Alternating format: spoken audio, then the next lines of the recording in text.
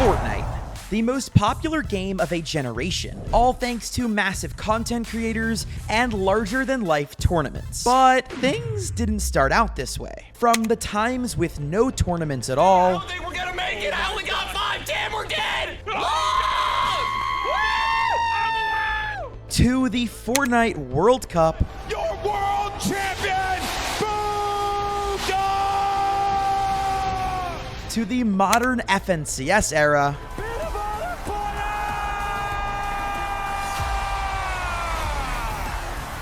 today, I will be taking you guys through the entire history of competitive Fortnite.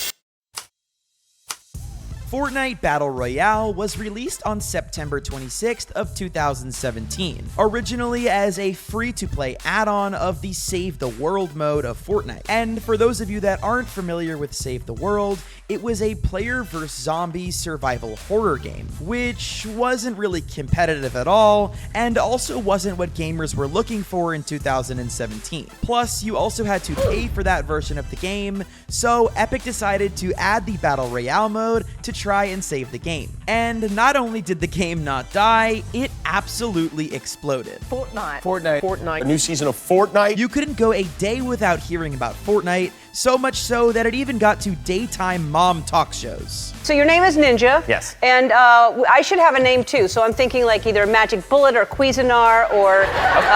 LED. Yeah. LED? Yeah. I like it. Yeah. People loved the game because it was free to play, cross-platform, and family-friendly. It was the perfect storm. But there was only one problem. Since Epic Games didn't exactly expect Fortnite Battle Royale to be the next big thing, they didn't have a lot of ideas and support for it yet. They didn't have a ranked mode, they didn't have tournaments, heck, they didn't even have the Battle Pass yet. That's right, everyone was just kind of a default skin. But this period wouldn't last too long. The first official season of Fortnite would start on October 26th of 2017, an entire month after the game officially came out.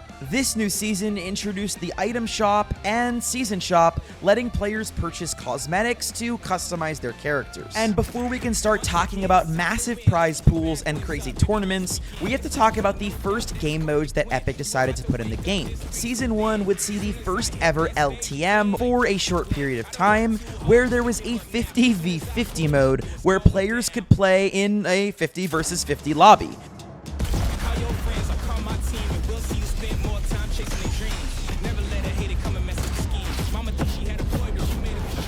Season 2 started on December 14th of 2017 and was one of the most influential updates in the history of Fortnite. With the medieval times themed Battle Pass, it was one to remember. And because of the Battle Pass, people really had a reason to start grinding the game. But that was sort of the only reason. We still didn't see any competitive form of the game during Season 2, at least not in an official capacity. There were some players and creators that were starting to create their own competitive styles, and we're about to get to that right now.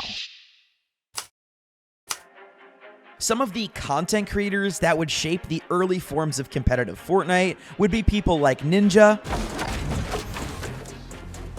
I really felt like I could do that, and I just couldn't. Lachlan. And just like half of the population, I feel like on Earth, I have now become addicted to Fortnite. And even Laserbeam. A few days ago, I played a game called Fortnite. It's basically a cartoony PUBG. So I've decided to come back and set myself a challenge. I'm gonna play this game until I get number 1. And so many others. It was around this point where players were starting to ask Epic Games for some sort of competitive game mode. In similar battle royales like H1Z1 and PUBG, there would be multiple third-party tournaments, as well as tournaments hosted by the game for cash prizes. And in Fortnite, we didn't have any of that yet. It was clear from the early success that Fortnite had the potential to become the next big esport, but Epic Games had been pretty silent. So the Fortnite community and its creators decided to take matters matters into their own hands. And slowly but surely, the players began to create a competitive community that Epic Games did not. Fortnite players would start to build community discords, scrim discords, and even track people's stats using the newly founded Fortnite tracker to find players that were around a similar skill level. However, things were still pretty boring as there was no money or prize pools involved, and unfortunately Epic Games was still a little behind with the whole planning events thing. The first big online Fortnite event was actually not hosted by Fortnite as many people think. Instead, it was hosted by Keemstar and UMG Gaming. They would put on a tournament called Friday Fortnite. Friday Fortnite was a mix between competitive and casual play, where we would see your favorite Fortnite pros and content creators in one game, where they would compete for cash prizes every Friday. The first week of Friday Fortnite was held on May 11th of 2018, and it featured some huge creators like Nick A30, FaZe Banks, Typical Gamer, and even Mr. Beast. However, the winners of this first week were the deadly combo of Nick Mercs and Cypher PK. And let me just say, people, including myself, loved this event.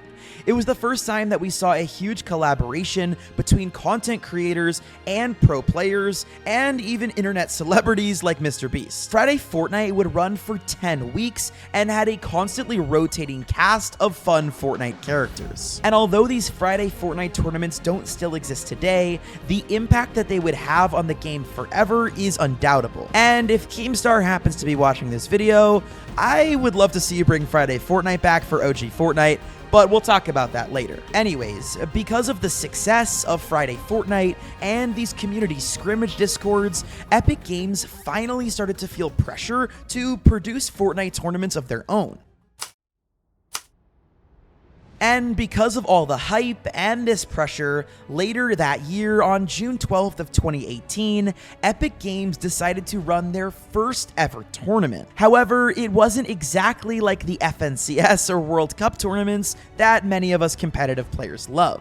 Instead, this was a promotional event where Fortnite's best players and content creators would team up with popular celebrities, all to fight for a $3 million prize pool for charity. The guest list on both sides of this had a ton of huge names. As far as gamers go, you had people like Ninja, Typical Gamer, Cypher PK, Tim the Tatman, and Lachlan. And celebrities included Pete Wentz from Fall Out Boys, Joel McHale from Community, and Marshmello from, Marshmello. I could keep listing names, but we would be here all day. The point is that more people than ever were interested in gaming, and they were all there to play their hearts out for charity. The prize pool, as I said, was a whopping $3 million, which left $1 million for the first place team to give to a charity of their choice. As far as the tournament format goes, this was a one and done type of thing. They played, and the winner of the game was the winner of the whole thing. There were no point distributions, no weird rules, just simple battle royale. And there was something kind of beautiful about that. 100 players went into the lobby, and only one duo would make it out on top. And of course, as many of you know, that duo was Ninja and Marshmello. All he has to do is breathe on him, and he's going to get the win. And that's going to do it. Ninja gets the $1 million. Charity. Here at the Fortnite Pro-Am, him and Marshmello come out on top. Wow, what a game. And here you have it, guys, the 2018 Pro-Am Fortnite Tournament winners. Congratulations, guys. As much fun as this Fortnite Pro-Am was, it wasn't exactly a true esports event. However, at the end of the tournament, Epic Games stressed their dedication to creating a true competitive community. And the way that they did this was not some small little announcement, but instead one of the biggest announcements in esports history when they announced the Fortnite World Cup. What's up, Fortnite fans? My name is KL Smith, and we have some big competitive news. You may have seen our previous blog announcing $100 million to fund Fortnite prize pools. Now, in less than a year, we've grown to 125 million players. And to celebrate the community and competitive play, we're pumped to announce the 2019 Fortnite World Cup. This announcement was exactly what everyone was waiting for. a true Fortnite event. But 2019 was still a long ways away from where we are in 2018, and Epic still hadn't tested out any of these Fortnite tournament formats, but luckily they had a plan for that, the Fortnite Summer Skirmish. Summer Skirmish was finally announced on July 11th of 2018, and the format was a little bit confusing. You see, the Summer Skirmish was 8 weeks long, and Epic Games would be giving out a total of $8 million to the winners of various competitions throughout the summer. However, each week would have an entirely different set of rules. Epic tweeted out this week that they are giving away $8 million over the next 8 weeks. How much? That's right, $8 million. That's right. A number that I will never see in my entire life. It's almost beyond my ability to count. That's right, that's right. And every single week we're going to be having different tournaments. There'll be different mini tournaments. The format's going to be changing. And all of this rule changing was kind of annoying for people. The general esports audience was already doubting Fortnite's ability to become a true esport, and this messy tournament, along with the very young pro players, wasn't exactly helping them feel better. But in my opinion, this was a necessary evil for Epic Games. They needed to test out a bunch of different tournament styles to try and figure out what works and what doesn't. And there's no way better to test things out than by holding a tournament for money where the best players in the world would try and get their piece of the prize pool. And unlike most Fortnite tournaments we see now, the Summer Skirmish was actually invite only, meaning that you had to be asked to play in the tournament, and there were no open qualifiers for regular players like you and I to join. And Fortnite also never really announced how they were selecting players, but it seemed like they would mostly reach out to players from the major organizations like FaZe Clan, NRG, and Team Liquid. And on top of that, some of the massive creators who were also good at the game, like Cypher PK, Nick Merckx, and Tfue, would also be invited. The final week, week 8 of the Summer Skirmish, was held at PAX West on September 3rd of 2018. And unlike the other tournaments in the series, this final week was determined by qualifying matches held up during the few days of PAX West. Anyone who showed up to the convention would be able to compete, and it was first come, first serve. This was the first resemblance of the modern day Fortnite system, where anybody that wants to prove their skills can join up and qualify. The only rules back then were that you had to be 16 years or older to play, which, as we know now, is a lower age, but we'll get to that later in the video and all of the controversy surrounding that. The scoring of this tournament was a lot different than what we're used to today. For every victory royale, you would only get 3 points, and a second and third place would get you 2 points, where a 4th through 10th place would only get you 1 point. The eliminations were also counted differently. You would need to get 3 or 4 eliminations to receive 1 point, and if you got 7 eliminations, you got an additional 3 points added to your total. I'm definitely not a fan of this early scoring method, and I don't think Epic Games was either, because we don't use it today, and they also changed it pretty quickly. But I think it's super interesting to see where things started, so that way when we get to the end of this video, you guys will realize just how far competitive Fortnite has come. There were multiple heats throughout the day, leading up to the nightly qualifying rounds. At the end of each night, the top 33 players would move on to the grand finals, which would be held that following Monday. Let's see who's playing tonight, Lupo. There it is, sir. Named a lot of names that you've seen actually multiple days in a row. You have to remember, if players came out here on their own volition and they did not qualify for the grand finals on Monday, they're given an opportunity. If they get up, if they got up bright and early and came back the next morning, they could give it another shot. You see Hysteria, one of those players specifically. I know that that Tempo from FaZe had to do the same thing a number of times. But you know what that says to me, Jack? That they're here to win. They're determined. Absolutely. And I hope they take previous rounds as learning opportunities. The winner of the Summer Skirmish taking home the gold medal was Morgoss, and he also earned $225,000 plus a $25,000 bonus for winning one of the final games. This made his grand total from the tournament $250,000 just from playing Fortnite at a random gaming convention. I believe that is our winner on our screen, Morgoss. $225,000.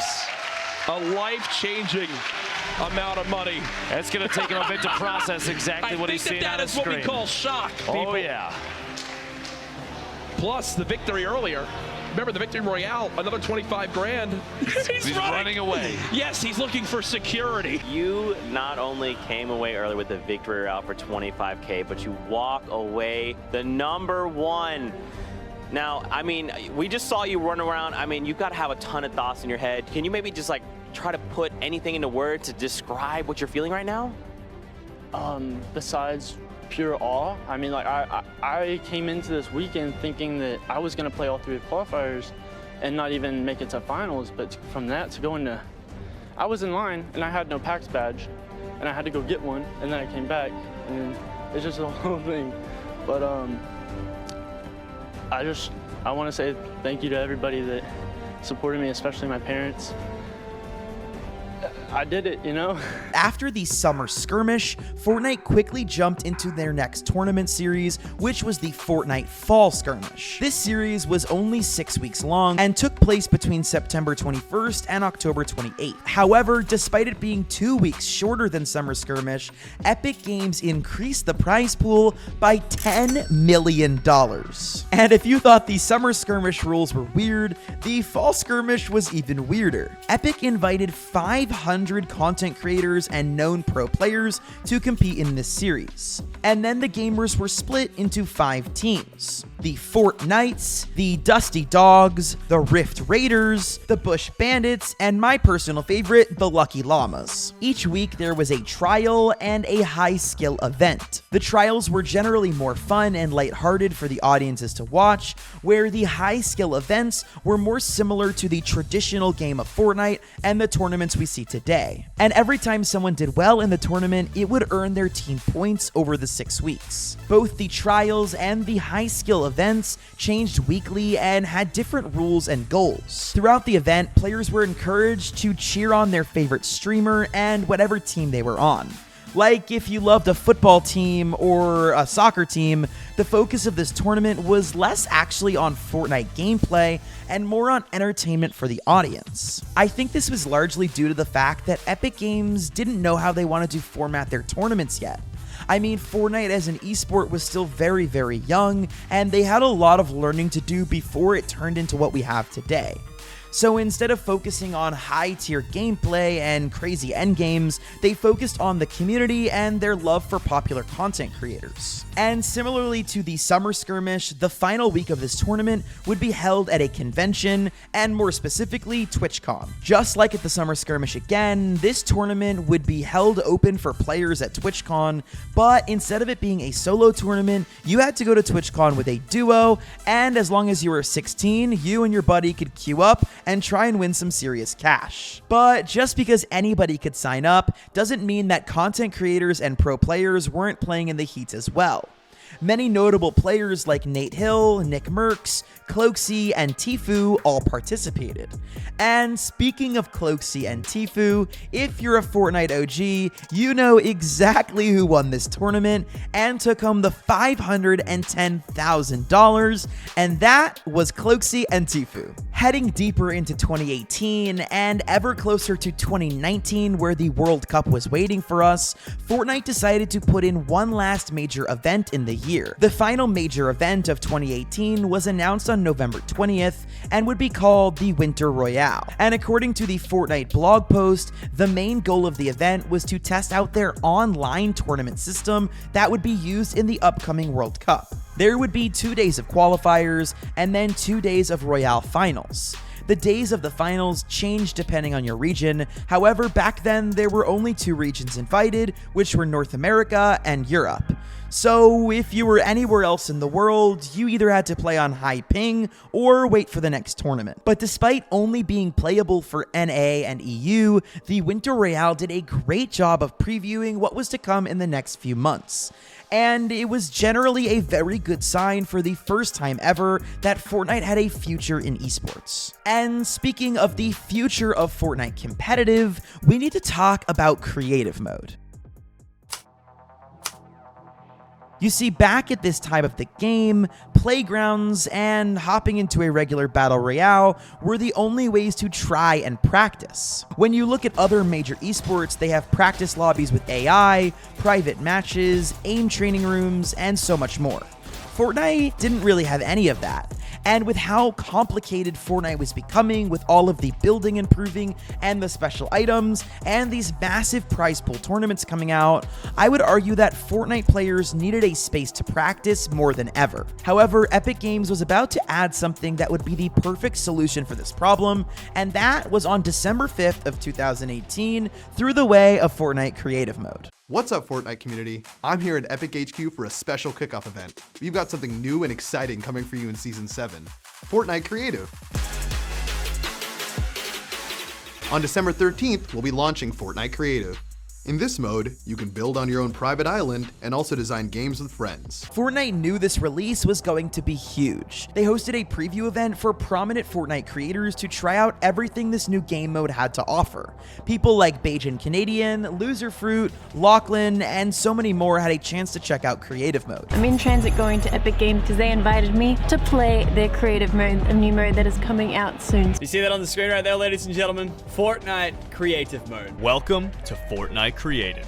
It makes sense why Epic Games would put so much extra time into this premiere, as this was their biggest update to Fortnite since they released Battle Royale over a year ago in 2017. Up until this point, all the updates were much smaller, like UI changes, loot pool changes, and other small normal bug fixes. So this was a big deal in the Fortnite community, and let me just tell you, the players were hyped. People had been begging Epic Games for a way to spice up the Fortnite experience for a while, and Creative Mode was the perfect thing to do that. And based on the promotional videos that Epic sponsored, it seemed like Creative Mode was originally supposed to be Epic's way of getting into the sandbox gaming market. You know, think Minecraft, but Fortnite. For those of you that don't know what sandbox games are, it's games like Minecraft where, although there is technically a goal to the game to beat the Ender Dragon, you can kind of just build and have fun with your friends and change up whatever you want. You don't have to go for a victory royale. And like I said, Fortnite was doing this to compete with the Minecrafts of the world,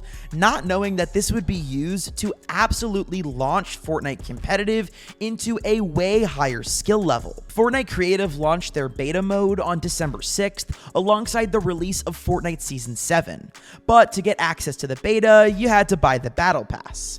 Not like it mattered much anyway, because the official launch of Creative would be only a week later on December 13th. Once everyone got their hands on Creative Mode, they instantly had to try it out. As we all know now, Fortnite Creative hasn't been exactly used for making mind-blowing maps like they showed in these launch trailers. Well, they would be eventually, but what Creative was originally used for was practice. There are three popular types of creative maps that a lot of people use to work on their in-game skills. There's building practice, aim training, and box fighting. There's also zone wars and edit courses and so much more, but if I talked about all of those, we'd be here for days. Fortnite would give players the perfect opportunity to test out these skills that they just earned in Creative Mode with some lower stakes events leading up to the World Cup.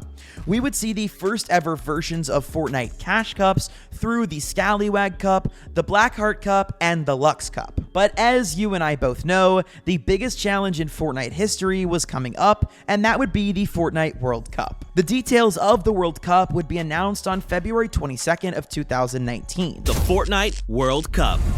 The Fortnite World Cup starts on April 13th, when all eligible Fortnite players from around the world will be able to compete in the weekly online opens. Each online open has a prize pool of $1 million. That's 10 weeks and $10 million up for grabs. And it's all online. In each region, the top performing players from the online opens will earn a spot in the Fortnite World Cup Finals in New York City to compete for their share of a $30 million prize pool. That's $40 million in total, which is a mind-boggling amount of money. And at the time of the World Cup coming out back in 2018, gaming in general and also esports were not as well respected as a career as they were today, so having a prize pool of that size was not only incredibly rare, it was pretty much unheard of. Leading up to the World Cup qualifiers on March 27th, Fortnite would announce Arena Mode. For those of you who are newer to Fortnite, this was similar to the current day ranked mode. It had a skill-based matchmaking system and a point system that were called hype points. You were able to earn hype points by playing and doing well in games, getting eliminations, and getting victory royale. And the more hype points you had, the higher rank you were, the harder players you would have to play against. The ranks would be split into 3 categories. The Open League focused more on fun and open competition, which is a nice way to say it was reserved for default skins. The Contender Division, which is slightly more challenging, had some possible rewards. And for those of you who are real competitive gamers, the Champions League is where you want it to be. Because in order to play in any of Epic Games' tournaments that had cash prizes, you would need to be in the Champion League. Ranked mode was a hugely successful addition to the game. Basically every major successful game at this point had a ranked mode, and Fortnite's matchmaking system in pubs was notoriously bad. So to have an official ranking system was not only accepted by the community, but absolutely embraced to the point where we still have it today. Plus, this ranking system made it clear to players who actually had a chance of making it all the way to the grand finals in New York City at the World Cup. What was also really cool about this online open system is that you didn't need to be in some sort of gaming organization to compete.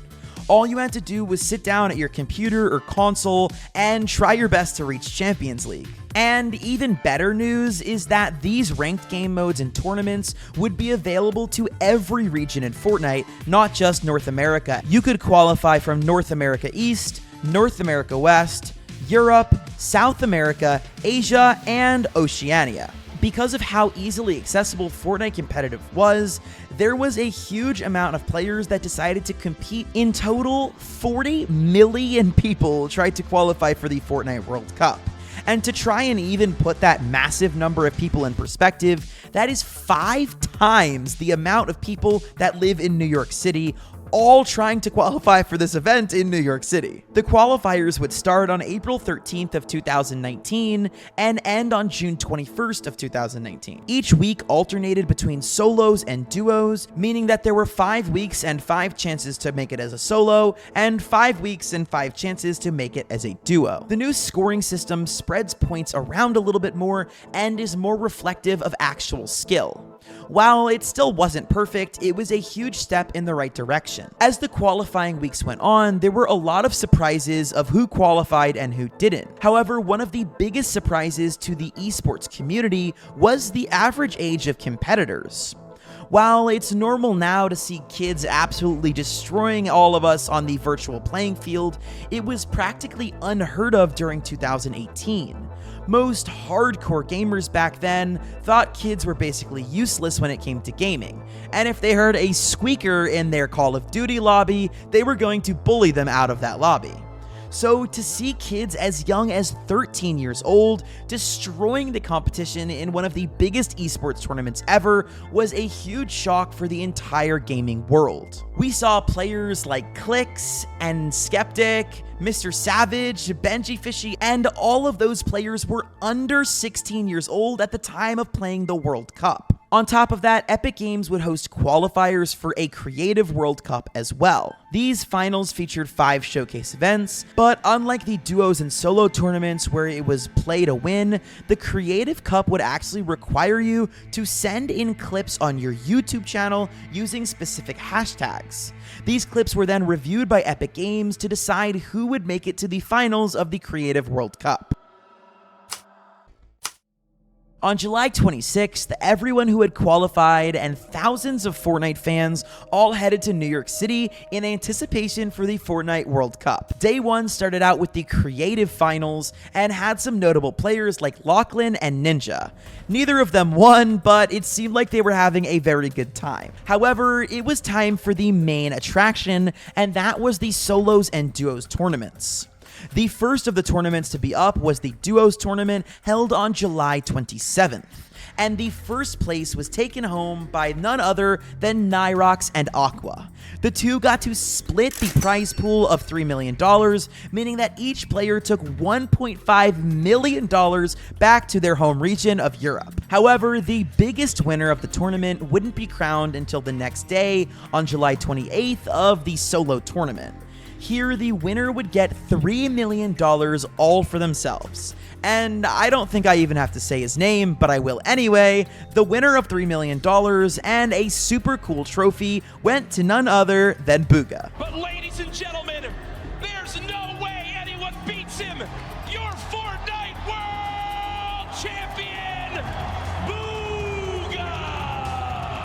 This win absolutely launched not just Booga, but the entirety of esports and Fortnite into the mainstream. Before the Fortnite World Cup, the general population, including my parents, thought that unemployed middle-aged men hosting LAN parties were what esports was. While that's not completely untrue, it was unfortunately what people thought of when you were going to be a pro gamer. Now everyone knows how much money people can really make from playing video games, and suddenly it became a lot cooler. They threw Booga onto basically every talk show ever to drive home that point. Ardo Cal with ESPN here with the 2019 Fortnite World Cup Solos champion, Booga. He is 16 years old from Pennsylvania and now $3 million richer. Woke up, had a banana, won $3 million, no big deal.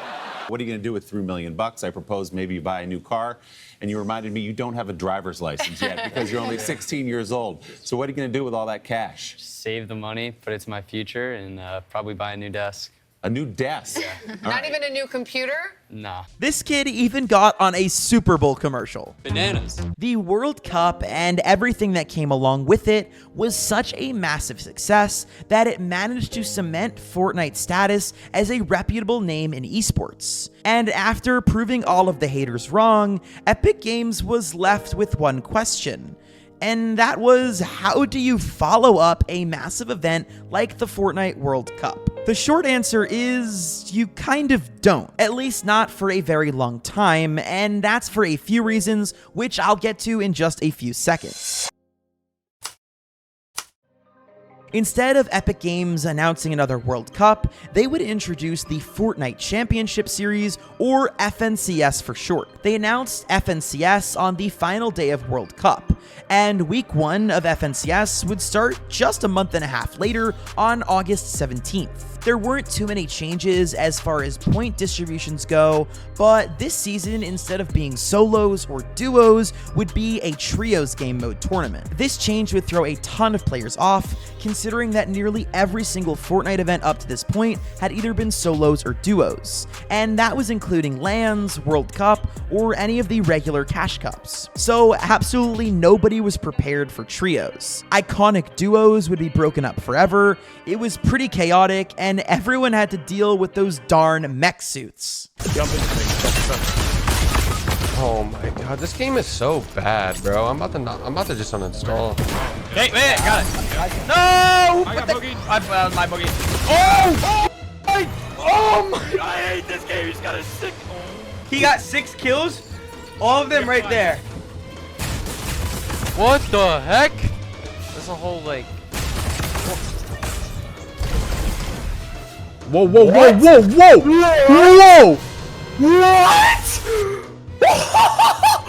The FNCS tournaments had multiple weeks of qualifiers, all leading up to a grand finals. Although this was similar to World Cup, one of the main differences was that every region would have their own FNCS. So a grand finals winner would be crowned in EU, NA, OCE, Asia, and every other region. And as Fortnite entered Chapter 2, they announced they would be holding yet another FNCS. And while this seems like an obvious next move, at the time there hadn't been a tournament schedule that was permanently put in place. So the general majority of pro players and fans were unsure if FNCS would be the final one that stuck. Most things remained the same going into Chapter 2 Season 1 as far as format goes, except for one thing. Once again, Epic Games would change up the trios, but instead of going back to solos or duos, we saw the first ever squads tournament. So once again, trios were split, players were going crazy learning the new meta, and everyone had to find a new squad to play with. Despite all the format changes in regards to teams, FNCS had actually fallen into a good pattern. With every season of Fortnite, for time and time again, would come a new FNCS. Unlike earlier in Fortnite, where we would have sporadic tournaments, and then a big one, and then a small one, and then LAN events, we had fallen into some sort of a pattern, and a lot of the competitive players liked this because they could start to make a more reliable income from playing the game. But everyone was wondering the same thing. When would be the next Fortnite World Cup? It was a whole year after the World Cup was originally announced, and everyone was preparing for the announcement of the sequel. And we'll never know if Epic Games actually had anything of that caliber planned, because a certain global event would change esports and the entire world forever. The COVID-19 pandemic swept through the world in March of 2020, and humankind entered a global lockdown for the first time in a century.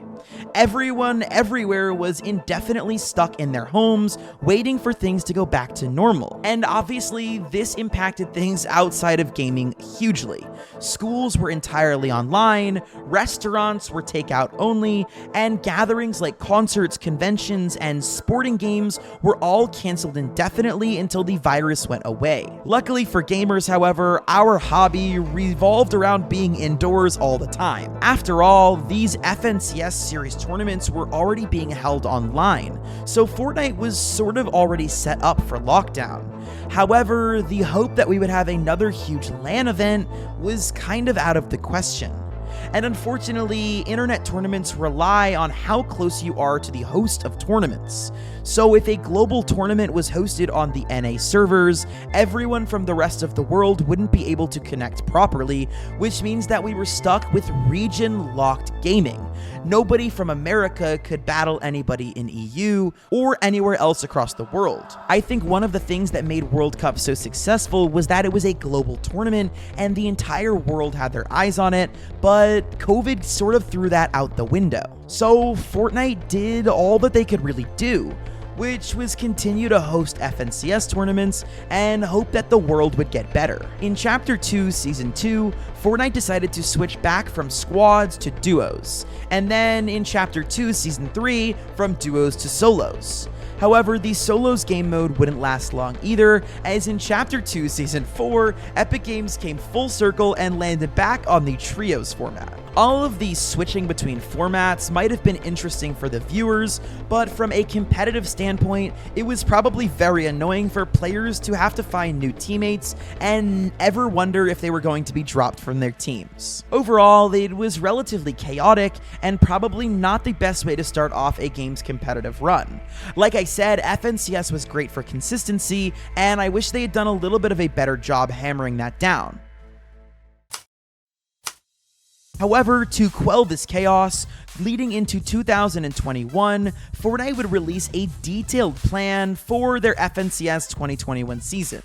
There would be no more worrying about whether or not your favorite trio will be breaking up, because Fortnite decided that every FNCS tournament in all of 2021 would be trios. At the time, it was unclear if they meant some fun little creator cups or another World Cup scale tournament. But we now know that Epic Games held not only one, but two major tournaments that year outside of FNCS. Let's start with the FNCS All-Star Showdown. This was held halfway through the year between June 11th and June 26th. And to say this was a unique event would be an understatement. There was a solo tournament that was open and eligible to all Champions League players, but it came with a twist. For those who qualified for the grand finals would play 6 games, and those 6 games would have the same point format as a regular solo cash cup. However, the player with the most eliminations at the end of each match would receive an additional cash prize. So this gave players an incentive to go on offense if they wanted to earn that sweet cash bonus. The second major tournament of 2021 was the FNCS Grand Royale, which was held on November 21st. It had a prize pool of $5 million, which was the biggest prize pool we had seen since the World Cup. The qualifying stages were held between November 11th and 14th. However, these qualifiers were a little bit different than the normal FNCS ones. They started off with something called a load session, which was a 3-hour session where teams can play up to 10 matches, hoping to score as many points as possible. Then those who completed will be split into 2 groups, the victory path for the top 33, and whoever didn't make the cut got placed in the reload path. The victory path will have 4 sessions of 8 games each. The winners of each game will be the ones who advance to the finals. But each session is also counting consistency points, so the players with the most consistency points in each session will also move to the grand finals. The reload path rules are a little bit more confusing, so luckily Epic Games made this handy dandy chart to explain things. I'm not going to leave it up for too long, you can hit pause and look at it if you'd like. The gist of it basically is that the top 8 teams of the reload sessions would get the opportunity to join the victory path session as the games went on. And while I do believe that this method of qualifying rounds is a bit confusing, it is definitely fun and I think really fair as well. The stakes were a little bit higher when, in order to move on, you had to get first place. It was no longer just about consistency and getting higher placement points, so it led to a lot of really fun, high-pressure gameplay. And the Grand Royale Finals was one to remember, because here, Bugha and Mero would win their back-to-back FNCS Finals. We did, bro. Let's go, baby. Let's go, baby. Let's go. This was an absolutely huge and crazy way to end the 2021 online season. But now that the pandemic was seemingly coming to a close, gamers everywhere were wondering when esports LAN events would make a triumphant return. The 2022 FNCS switched back from trios to duos, and basically everything else points-wise and structure-wise remained the same. We would not hear much news about LAN events for the early part of 2022 until the silence was broken on May 24th of 2022 when Fortnite would announce the FNCS Invitational. This was it. Finally, the first live global event that Fortnite would host in over 3 years. And it wouldn't be the only LAN event that year, because a third-party tournament company called Gamers8 would host a LAN event in 2022 in Saudi Arabia. It was more like a festival than a LAN event. There were $15 million in prizes up for grabs, with $2 million of that being dedicated to the Fortnite tournament alone. Players of PUBG Mobile, Dota 2, Rainbow Six Siege, Rocket League, and of course Fortnite all headed to the capital of Saudi Arabia to battle it out with 6 weeks of esports competition. Like FNCS, Gamers8 stuck to the duos format, but unlike in FNCS, Gamers8 also held a 0 build tournament in addition to the classic builds mode that we know and love. The 2 duos that won the big first place prizes were Malabuka and Epic Whale for their performance in builds, and Anas and Pink for their 0 builds performance. And then there was Fortnite. A crazy amount of star power arrived in Saudi Arabia for this week, with Anas and Pink taking home the victory royale for the no build competition, and then Epic Whale and Malabuka clinched the victory with the Battle Royale mode. While Gamers8 was huge, a lot of players were left out of it. Luckily, the FNCS Invitational was just around the corner, and it was held live and in person at the Raleigh Convention Center in North Carolina on November 12th and 13th of that year. However, this event would have only a $1 million prize pool, and although $1 million is a lot of money, this is a huge decrease from previous LAN events. Over time, prize pools had been getting noticeably smaller and smaller, and that's something I'm going to talk a little bit more about later at the end of the video when we talk about the future of competitive Fortnite. And like I said, $1 million is a lot of money, but compared to the $3 million that Bugha won alone just a few years ago, it wasn't as exciting as World Cup. It's unclear why Fortnite's prize pools have gone down over time, because they're certainly making enough money to be able to afford it. But it's most likely because the original high-value tournaments weren't sustainable over a long period of time. And on top of that, Fortnite's popularity has gone down since 2018 and 2019 as well, meaning that Epic technically isn't making as much money as they did back then. However, the reality is that Fortnite had and still does have one of the biggest prize pools in the history of esports. Even at the lowest yearly prize pool possible, Fortnite pros are still earning much more than most other pros in esports. If you were a new player and wanted to try to qualify for the first LAN tournament in 3 years, unfortunately you would have been out of luck, because this FNCS Invitational was exactly that. It was by invitation only. So you had to have done good enough in your previous events on your own region to get noticed and invited by Epic Games. This was probably disappointing to a lot of people who wanted to try to qualify, but let's be honest, the people at the Invitational probably would have been the ones who qualified anyway. And the tournament's guest list was stacked, with some of the best players from every region. Thomas HD, Vino, Miro, Booga, and Peterbot were just a few of the people in attendance to try and win the $1 million prize pool. People were hyped for this tournament. The convention center was filled, and fans everywhere were so hyped to see in-person events return.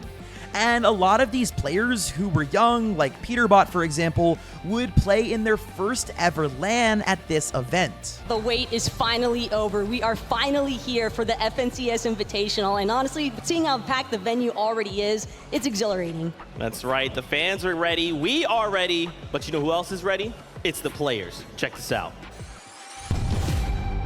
These are going to be some of the most exciting games you will see in all of Fortnite. The last couple of years, I really missed in-person competitions. Yeah, I'm super excited to get back into real-life competitions. We're really hyped to play in-person events for like the first time since World Cup. Me and Dukes are so excited, you know what I'm saying? It's my first time being at a tournament on LAN. LANs are just like the greatest vibes ever. We've been playing with each other a lot, especially in the past like 2 weeks. Yeah, we've been working hard. A lot of people's reputations were riding on this LAN as well. Booga and Miro were deciding whether or not they should compete together, Peterbot was trying to prove to the world that he wasn't cheating, and honestly, the incredible performance that was put on over the next 2 days would change the history of competitive Fortnite forever. As many of you may know already, the winners of this tournament taking home $200,000 were Cammy and Seti. He's trying to bait the revive so that way Cammy might peek. Breaks through the wall. Shot's gonna be fired! And they do it! Become Legends are on top! Become Legends has officially managed to win the biggest fight of their careers! Cammy and Seti are your FNCS Invitational champions. We have never seen anything like this before. That clip you just saw was one of the greatest moments in Fortnite history, and seeing it in person is absolutely electrifying. This duo managed to win 4 of the 12 games on LAN at Invitational, which was absolutely insane. Unfortunately, Peterbot would go home, still being called a hacker, finishing in 37th, and Booga would not be able to defend his LAN title, finishing 36th with his duo Miro, and then deciding to split ways. Even though these duos probably didn't do as well as they wanted, their careers are very far from over. And we're going to talk a little bit more about that in 2023. For a moment during COVID, it felt like esports were going downhill and we would never see a LAN event again. But with us being back in Raleigh, everything felt normal and we were ready to go into next year. However, with this FNCS tournament style getting a little bit old, Epic Games thought of an all-new way to work up to the big global live event at the end of the year.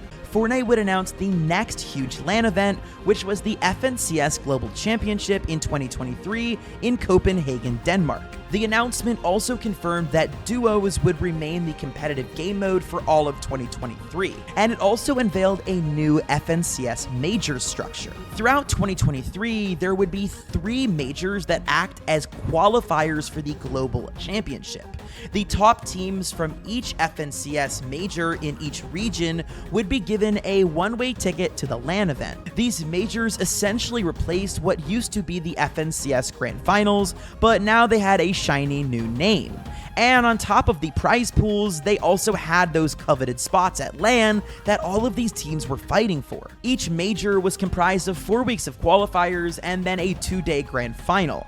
But if you didn't manage to qualify during the grand finals, there would also be a fourth event, the Last Chance Major, for anybody who felt left out. This new format was, in my opinion, a great way to prepare for a major LAN event. While the previous FNCS system was great, the biggest event of the season were the various grand finals. And now we had this shiny new global championship that we could all look forward to, and it was sort of like the World Cup. Although the smaller prize pool and the less players, it did have those same vibes of, yes, I need to qualify for this big, massive tournament. And also, I think it's a lot more fair than doing invitation only like previous LANs. But FNCS wasn't the only thing to change in 2023.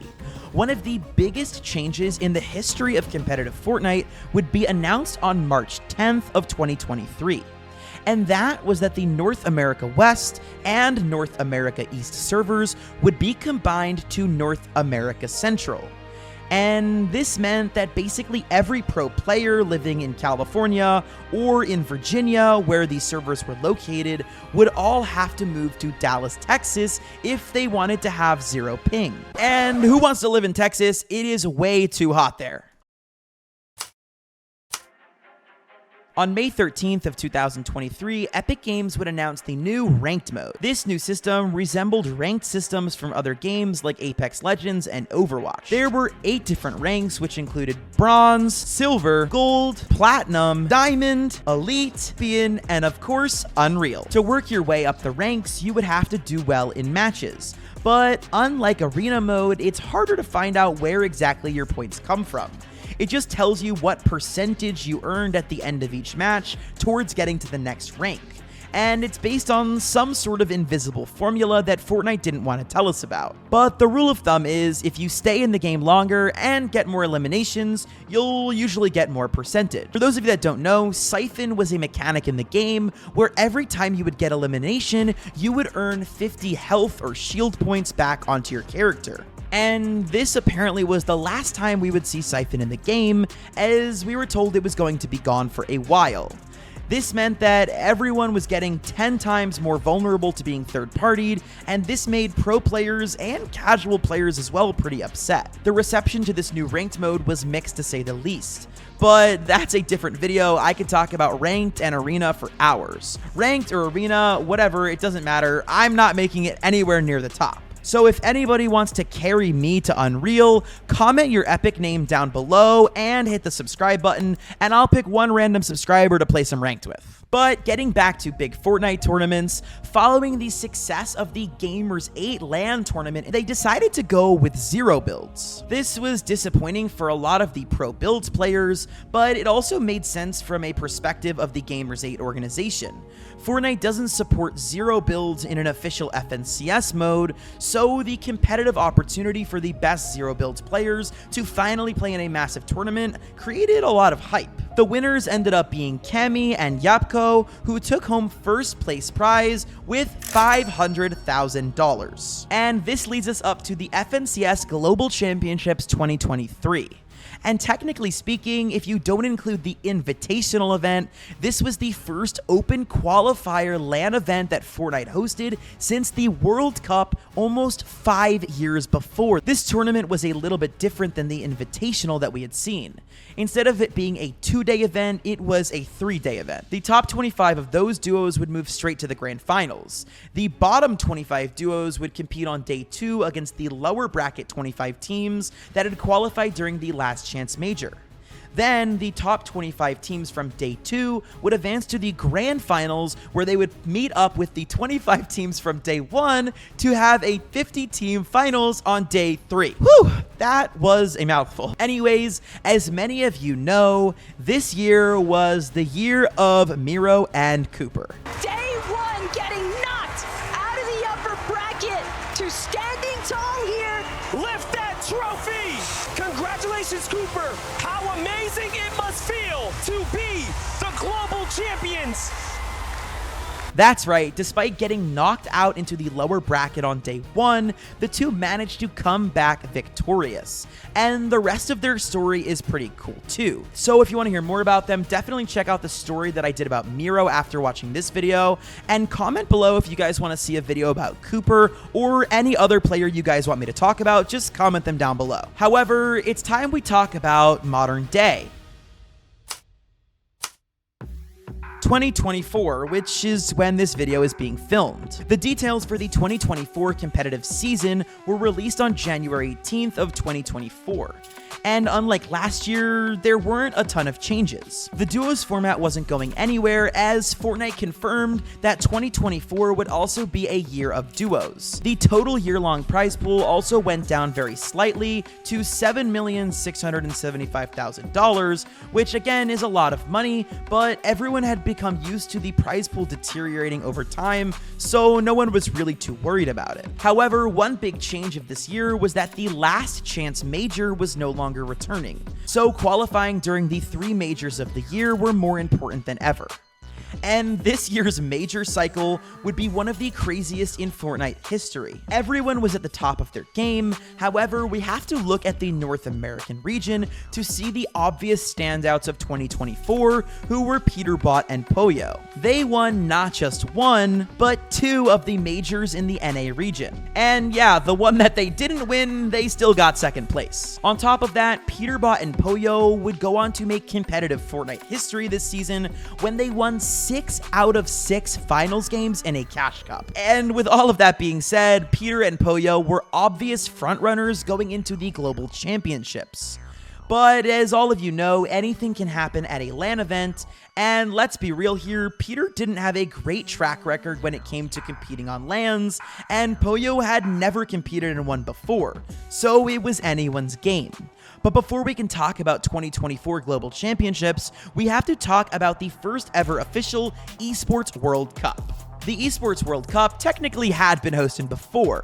It was the Gamers 8 tournament that we talked about in 2022 and 2023, but they changed the name and upped the stakes in the Gamers 8 LAN when it became the Esports World Cup. If you guys remember there being a lot of games in the last Gamers 8, there were even more in the World Cup.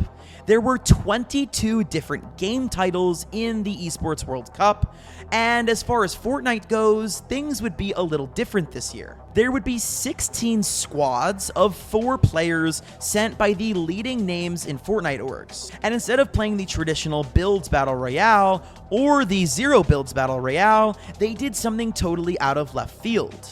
The Esports World Cup teamed up with ESL to develop 3 different map formats that were similar to Call of Duty. They played Capture the Flag, Hardpoint, and Keeper, which were all game modes that had no building. Clix's Xset came out on top. Xset claimed the championship, the trophy, and the glory, proving exactly why each other team feared facing them. Ritual earned the tournament MVP title with his incredible sniping skills, consistently delivering game-changing shots that secured Xset's path to victory. With Esports World Cup done, there was only one stop left in Globals of 2024. With Esports Cup in the rearview mirror, it was time for the FNCS Global Championships of 2024. And for this tournament, we were headed back to the States in the Dickies Arena in Fort Worth, Dallas, Texas. The event was split over 2 days with 6 games on day 2. They would play the 12 matches for a $2 million prize pool, with the winners taking home a split of $400,000. And if you guys are true Timmy fans, you would have watched my last hour-long video where I did an entire coverage on Peterbot and the Global Finals, meaning you know what happens next. Give it everything you've got for the FNCS Global Champions 2024. Peterbot and Poyo! Yep, Peterbot and Poyo took home the gold. And that wasn't really surprising for anyone. What was really interesting, however, was what happened after the tournament ended. Man, I can't even believe it. We just wrapped up 2024. Just an amazing year of Fortnite. I was kind of curious though, what's the plan for 2025? Oh, $8 million in prize pool. That's actually really awesome. The players are gonna be really excited to hear that. Wait, I'm sorry, step back. Did you say trios? We're going back to trios? Yeah. Did you say Siphon? That's right. Fortnite Competitive decided to do a Marvel End credit style announcement for the 2025 season. These announcements are huge, and let's talk about them. First things first, we're going to trios. We have been on the duos game mode for so long, I am ready for a competitive trios meta. And if anyone wants to pick up Timmy FNBR for their team, you guys gotta let me know because I'm thinking of going competitive this year. Just kidding. Anyways, let's talk about the other massive announcement, which is that Siphon will be returning. For those of you that are competitive players or even casual, you have been waiting for this for a very long time, just like I have, and I cannot wait to be able to not die to third parties every single game. Okay, calm down, Timmy. Anyways, we had one other massive announcement in there that we have to cover, and that is the new $8 million prize pool. Although this isn't a massive jump up from the previous year, we are going from 6.7 million up to 8 million, which means that the Cash Cups and FNCS tournaments should be just a little bit more stacked. I have no idea how all of this is going to affect gameplay, whether it's competitive or casual going forward, but I am excited nonetheless. I have had such an amazing 2024 so far, and listen, it's not over yet. I still have some awesome things planned for the rest of this year, but looking forward to 2025 is exciting as well. Thank you guys so much for watching. If you made it all the way to the end of this very long video, just know I appreciate you guys so much. I love every single one of you, and I'll see you guys in the next video. Until then, watch this one right here. Peace.